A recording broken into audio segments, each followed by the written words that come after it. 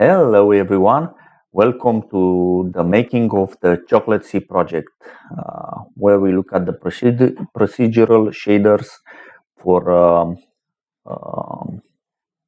the things that went into what you see in this demo.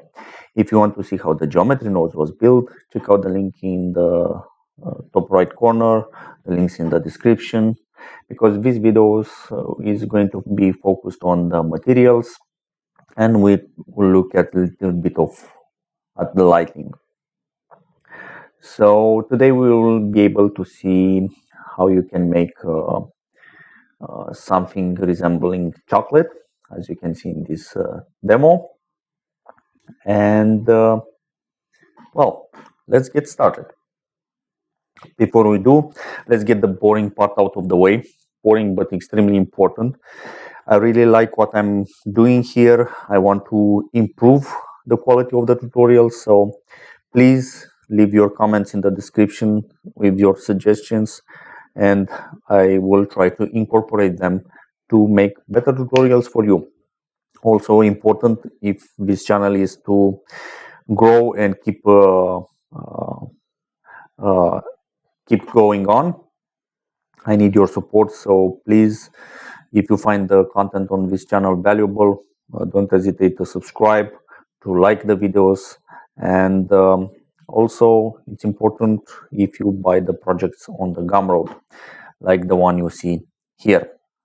Anyway, details on the geometry parts of this project, if you don't want to purchase it, you will find in the videos in the Geonodes Daily series.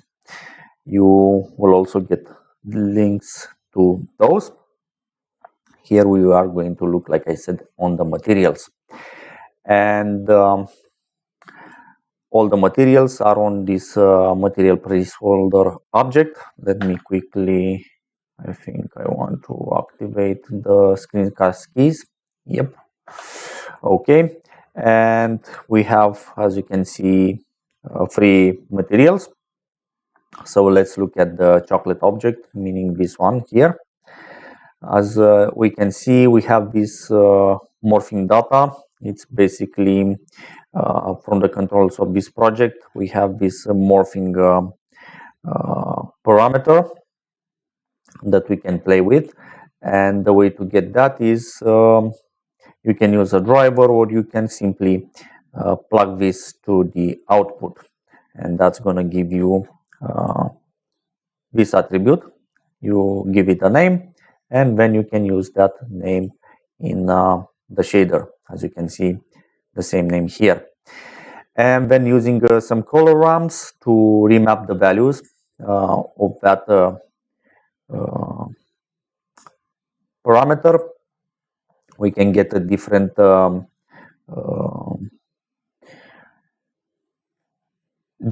that we can use for this mask that we created here. In this case, it's this mask here.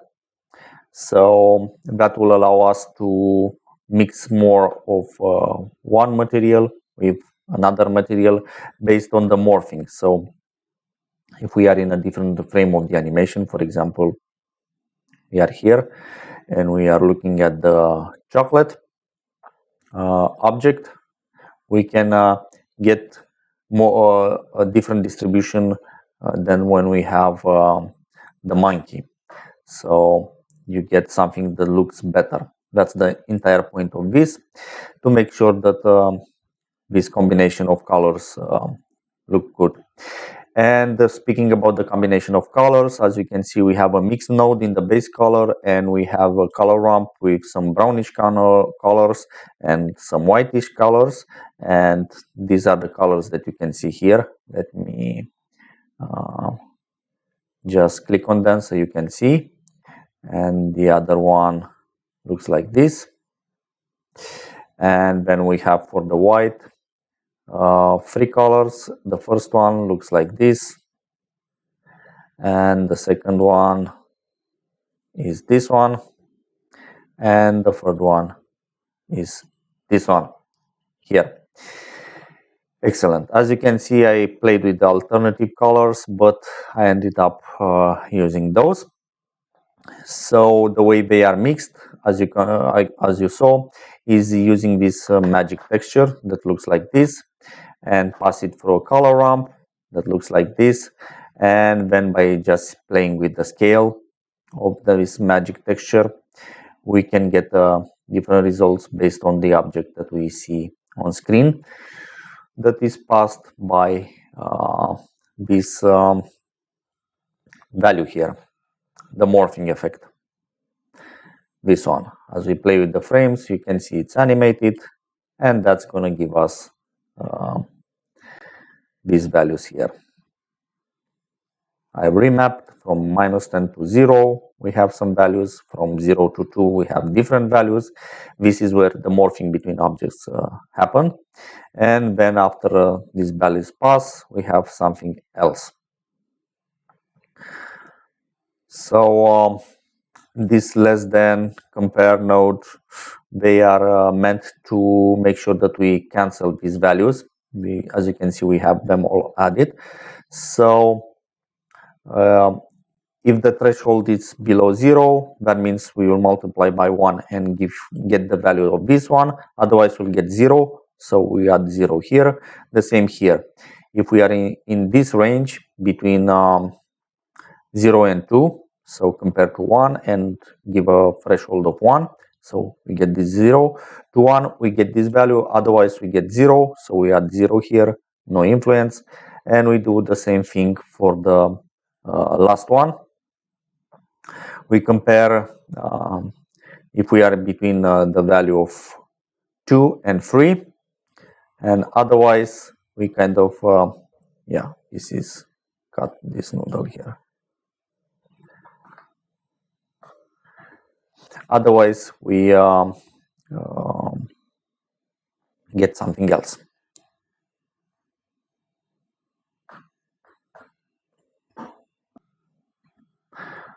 So quickly fixing this one, let's say greater than 2. Okay, great. So now we have this working correctly. How the masks are built? So like we said, we have these values that using this noise texture, we can mix between these two shades of brown. And then we have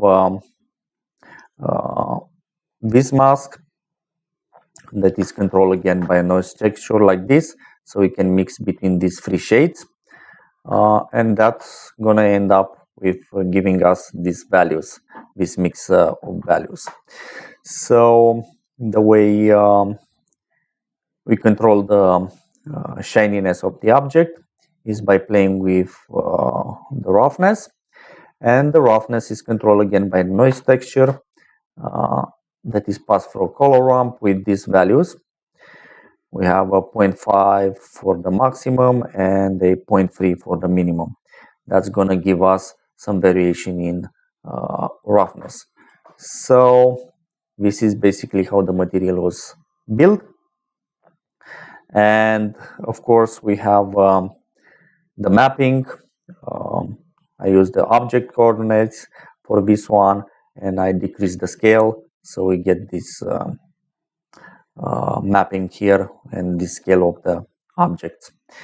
Now, if we are to look at the chocolate C, that means what we see here, object, we can see that we basically get this material that looks like this. And the reason I created it like this, because we have this melting area that it's using the same material, but I used only the color, and then I played a little bit with the roughness to get some different values. So the chocolate C material in itself, it's looking like this. Again, we used the object coordinates and we mapped smaller values to get this distribution of shapes.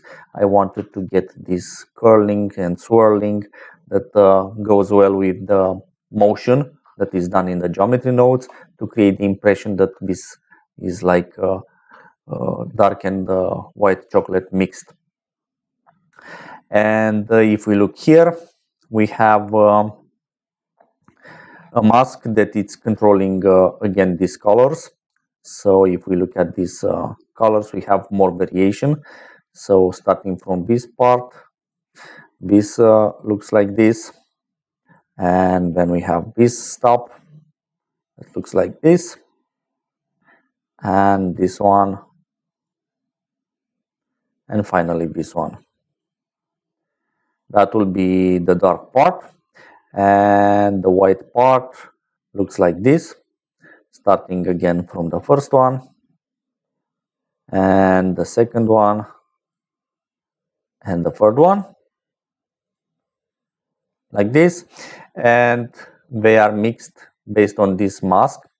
Again, a mask ref texture passed through a color ramp to get this distribution between these two colors. And the way the distribution was done for this dark color, for example, we have this magic wave, magic texture that it's looking like this, and is giving us this distribution. And for the white chocolate, again, we have a magic texture, we have this distribution, and then putting it all together, we get this result that you see here.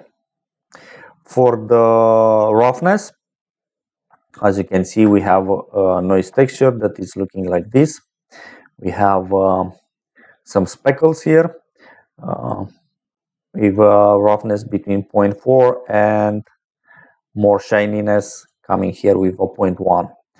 And that's giving us, if we look at the material in itself, it's giving us some speckles here that you can see if I zoom in like this.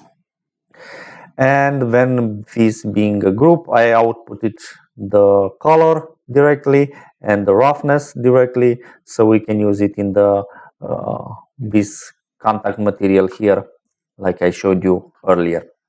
So this is it for the materials. As for the lighting, let me go here a little bit. As you can see, we have a light in the back that is responsible for bringing some shininess on the edges, rim light basically. Then we have this fill light that it's responsible for, of course, filling the shadows, and a key light that it's basically lighting our scene. And if we look at these lights, they have these values. As you can see, the power, they are white, no surprise there. The only one, the backlight, it's a little bit colored like this. So that's it for the lights. We have two cameras, one that it's a close-up and another wide angle. And as usual, you can switch between cameras by adding a marker anywhere you want. So you can press M to have a marker, and when we've selected active camera, you can press Ctrl B to put a marker for this camera, or you can select another one, pressing on this icon, making it the active camera, Ctrl B, and you can switch basically between cameras like this during your animation. Okay. One more thing that I want to show you is the compositing. You can see here I did something to enhance the bloom using a glare node and mixing it to the original image and the bloom color. Actually, you can use the image color, the bloom color makes little difference. And for the fading effects that you saw in the demo, I used a blurred version of the image mixed with the original image.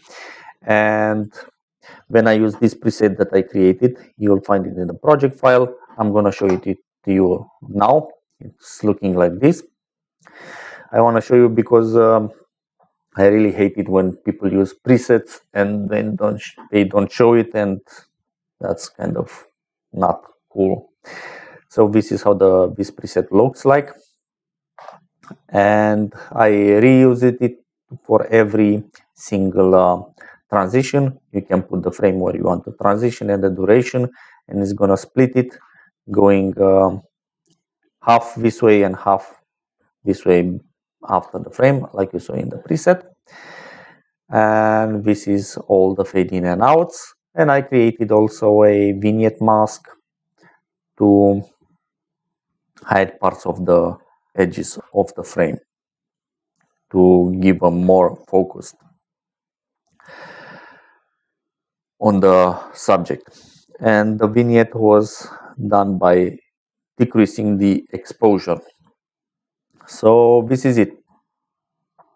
The cameras, I'm gonna show you quickly. They have a focal length of 50 millimeters, and I haven't used the depth of field or anything like that on them. So that's kind of all for this project. Thank you very much for watching. Remember, if you find the content on this channel valuable, you can help it grow by subscribing to the channel, liking the videos, purchasing the project file on Gumroad, and really important, place your comments that can help me make better videos for you. Until the next video, have a nice day and